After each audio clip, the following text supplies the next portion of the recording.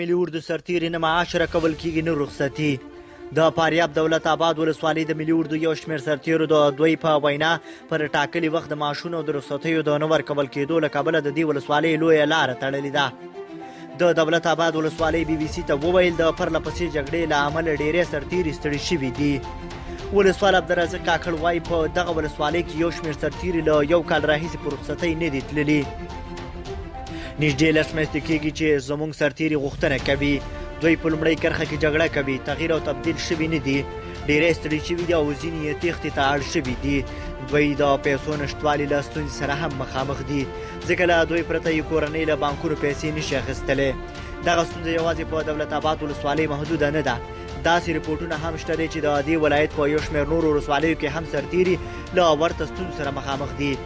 د افغان پوځ یو سرتیری په دې اړه وایي د ملي اردو سرتیری یم د فاریاب ولایت په شیرین تګاب ولسوالۍ کې دنده لرمه. 11 میاشتې کېږي چې محاصره یو، په رخصت هم نه یو تللي او معاش هم مو هم نه دی اخیستی. 15 ورځې کېږي چې څوک نه دي راغلي چې زموږ ټپیان یوسي. زموږ ملګري لاریونونه وکړل خو هېڅ ګټه یې ونه کړله. څو میاشتې کېږي چې موږ د غوښې خوند نه دی څکلی.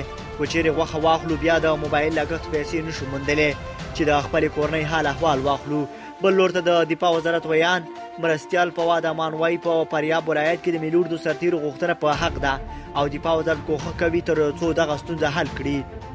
دا ډیره جدي موضوع د ستونزې د دفاع وزارت چارواکو ته رسیدلي. انشاء الله په نږدې کې به دا ستونزه حل شي.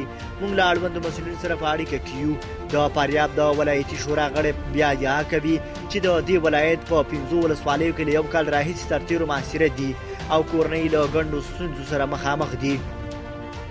د فاریاب ولایت شورا عبدالاحد البیک وایي له تېرو یو کال راهیسې د دې ولایت د 15 ولسوالیو په مرکزونو کې سرتیر د محاصرې په حال کې دي. د افغانستان دفاع وزارت وایي په فاریاب کې د سرتیرو اعتراضونه پر حقه دي او د دغو سرتیرو د ستونزو حل لپاره اقدامات وکړي.